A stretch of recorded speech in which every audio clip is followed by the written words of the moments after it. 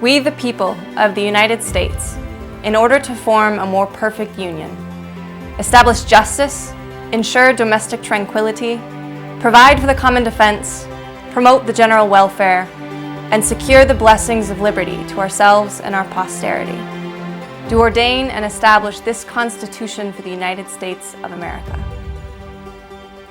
In 1787, when the framers of our Constitution began with "We the people of the United States," in order to form a more perfect union, their intention was for citizens to engage with the Constitution as a living document, one that could be amended to reflect the intelligence, justice, and circumstances of each generation to follow.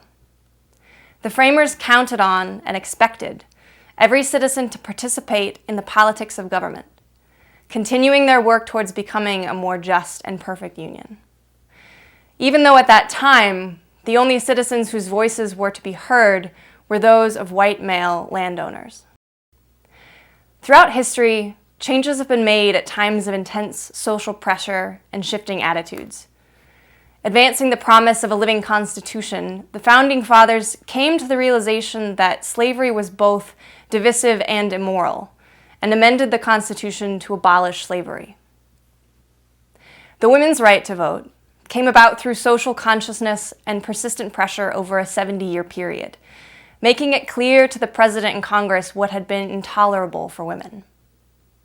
In each case, it was the recognition of injustice and strong public pressure that the Constitution was able to be set into place, the 13th and 19th Amendment, furthering the framers' promise of a living Constitution, addressing oppression, and furthering the work of forming a more perfect union.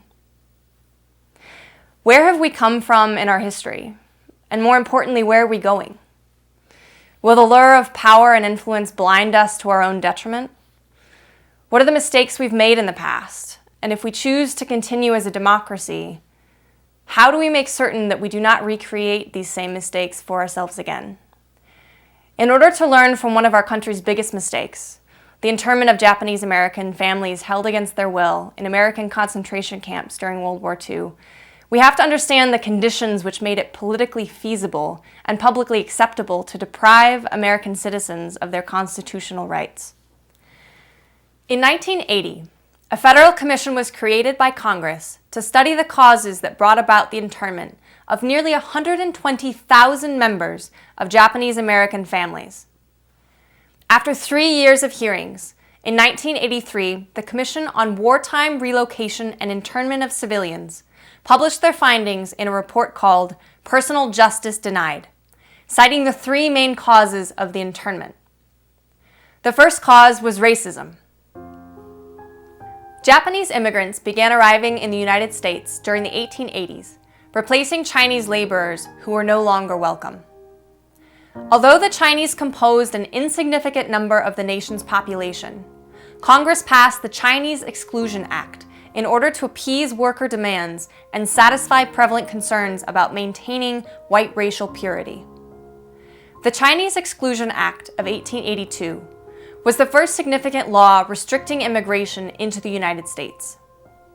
Because the Chinese had been targets of racism, and the new Japanese immigrants had physical characteristics similar to the Chinese, the Japanese people were ostracized, labeled as different, untrustworthy, and treated as less than human.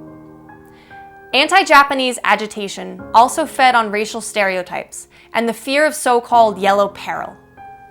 The Asian population seemed to be growing faster than the white population, even though the ethnic Japanese never exceeded 3% of everyone living in California. There was a commonly accepted bogus theory that Japanese could not or would not assimilate into the American culture, and those who spoke English poorly or with a heavy accent were particularly ostracized. As with the Jewish people in Nazi Germany, having been blamed for many of Germany's economic troubles, Japanese Americans were a convenient scapegoat of demagogues eager to place blame for any number of political and economic issues. Because the principal occupation of Japanese immigrants was in agriculture, they received significant hostility from white farmers, who perceived them as an economic threat.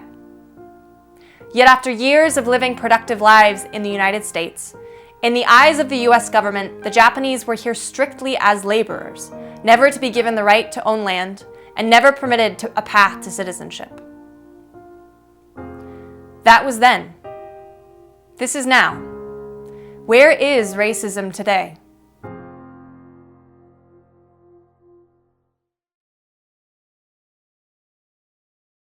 The second cause for the internment of Japanese Americans was determined to be war hysteria, which today would be called the politics of fear or fear-mongering. After the bombing of Pearl Harbor, there was a widespread belief, contrary to all evidence, that the attack had been aided by the sabotage and espionage of ethnic Japanese living in Hawaii. This fear and scapegoating erupted into anger and hate, punishing innocent people by burning their homes, stealing their property, taking their farms and businesses, and otherwise undermining their self-worth, pride, and their sense of personal dignity. From politicians to journalists, in movies and books, in schools, universities, and national organizations, each incited fear through socially accepted derogatory propaganda. Any American of Japanese ancestry was the hated enemy. These fears were what allowed those in power to justify racist policies, with the argument that imprisoning ethnic Japanese living on the West Coast was necessary in order to protect the safety of Americans. This justification completely negated the fact that most of those sent to the camps were American citizens. Fear is a dangerous thing. It has been used to justify some of the most heinous actions, completely outweighing the importance of facts. In America today, you can shoot and kill another person and walk away without punishment if you can prove that you were afraid and acting out of self-defense, regardless of whether your fear was justified. But we rarely stop to wonder where fear comes from. Some have said it originates from memories of prehistoric survival clashes that remain hidden in our limbic brain, suggesting it's a subconscious mechanism that sees the other as a threat. Is it rational? Or is fear irrational, stemming from thoughts or feelings based on repeated exposure to messages from the media, from institutional practices, cultural ideology, or from family bias passed down from one generation to the next? That was then. This is now. Where is the politics of fear today?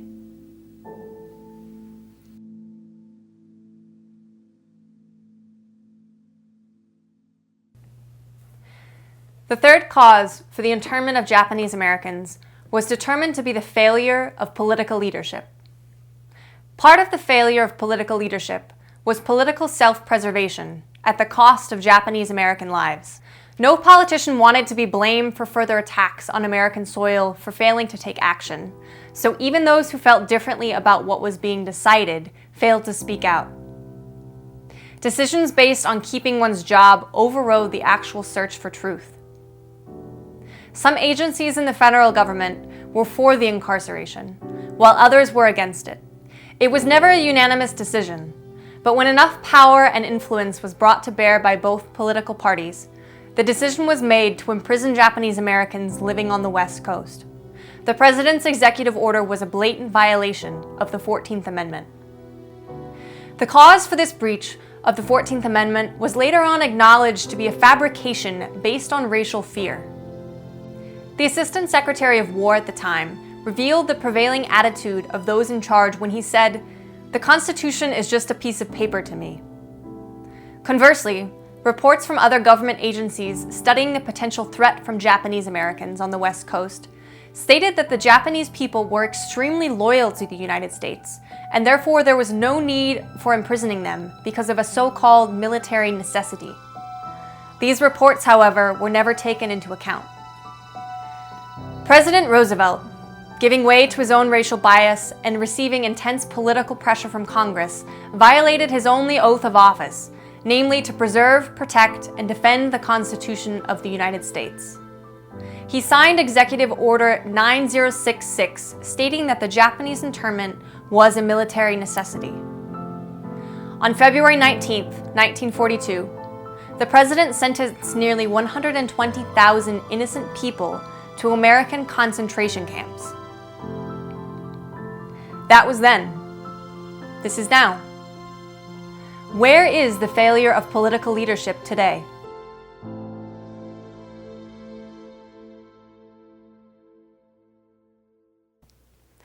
Powerful, ambitious men, blind to their own prejudice, helped to spread this race-based sense of fear, and were major contributors to the failure of political leadership. Justification for internment from people like Chief Justice Earl Warren, then the Attorney General of California, helped to seal the fate of Japanese American people. Following Japan's attack on Pearl Harbor on December 7, 1941, Warren organized the state's civil defense program, warning in January of 1942 that the Japanese situation as it exists in this state today may well be the Achilles heel of the entire civil defense effort. Warren was a vocal proponent of forcibly removing all Japanese Americans from the West Coast. It was only years later, after retiring as Chief Justice of the Supreme Court, that Warren wrote in his memoirs, "I deeply regretted the removal order and my own testimony advocating it, because it was not in keeping with our American concept of freedom and the rights of citizens.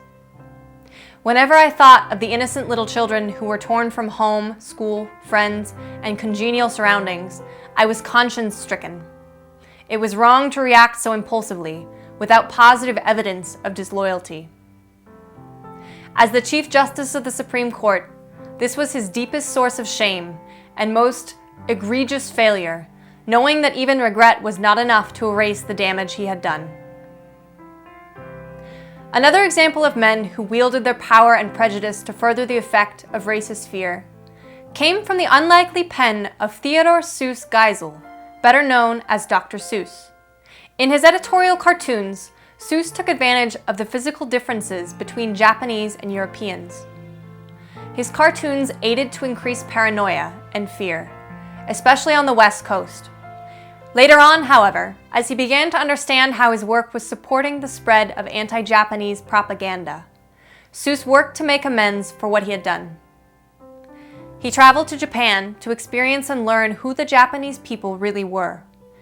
Upon his return, he wrote the book Horton Hears a Who, in which he stresses the power of a single voice making all the difference for the people of a tiny city called Whoville. When you look at the three causes of internment cited by the Commission, namely racism, war hysteria, or the politics of fear, and the failure of political leadership, it's not difficult to find parallels in our current political system. The evidence is in the way immigrants are scapegoated for stealing jobs, or the fear-mongering around terrorism and American Muslims, and the extreme polarization and culture wars that plague our system. If we want to answer the question, could this happen again? We have to examine how fear operates in America today. Are minority groups seen consciously or subconsciously as a threat, whether economic, cultural, or physical, to the point that depriving them of civil rights would be justified? Does fear make it more acceptable to detain immigrant children in cells or impose blanket travel bans on entire countries? If there is a lesson to be learned from the Japanese internment, or the Holocaust, or any subjugation, internment, or genocide of minority, it's that none of these examples are carried out solely by a handful of self-serving men. They were carried out with the consent of thousands of otherwise good people, whose non-involvement made them complicit in an atrocious infringement on human rights. In order to convince good people to deprive others of their rights, you have to make good people think it's for their own protection, that their fear is rational and thus their actions are justified. If we begin with this belief that all evil is done by people who believe they are doing good, at some point we have to look in the mirror and ask what our own role is in the perpetuation of racism and injustice in the United States.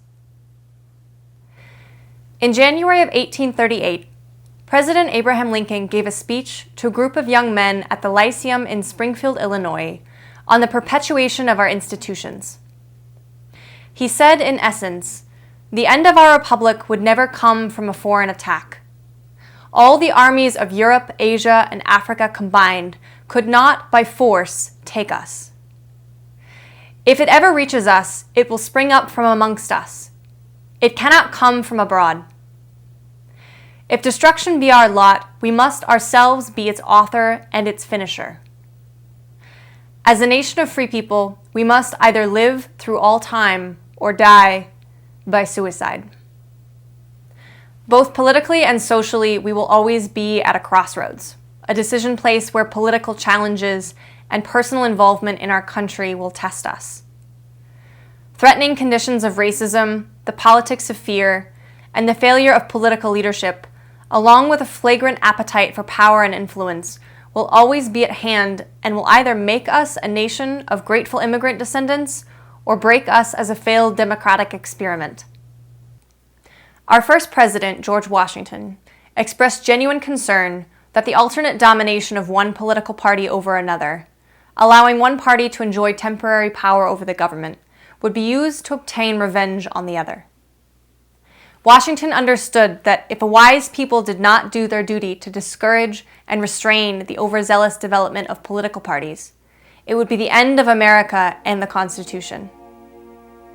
For Washington, as Constitutional Convention President and later President of the United States, his most important role was to create an atmosphere that would allow convention members, framers of our Constitution, to reach the difficult compromises necessary to create a bold new government. Awareness, social consciousness, responsibility, and most importantly, involvement is what the framers of the Constitution called for when they gave us "We the People." The challenge, responsibility, and privilege to use our commitment and creativity to continue the work of forming a more perfect union.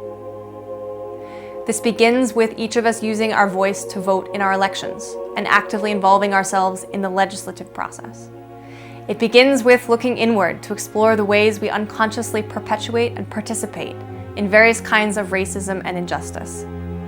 And it begins with recognizing that unlearning deeply rooted associations and stereotypes is an ongoing process of reprogramming our brains to be less afraid, more like an ongoing process of brushing our teeth rather than pulling out a tooth and thinking the work is done.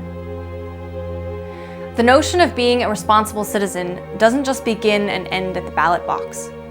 Responsible citizenry includes how we work for justice in our personal lives, at the office, in our schools, in our children's schools, and in our local communities.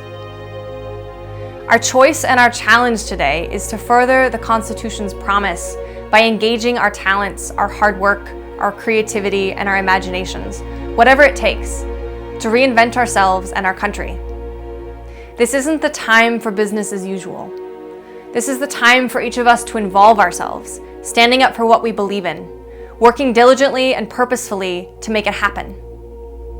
Our families are counting on it. Our neighbors are counting on it. And our country is counting on it.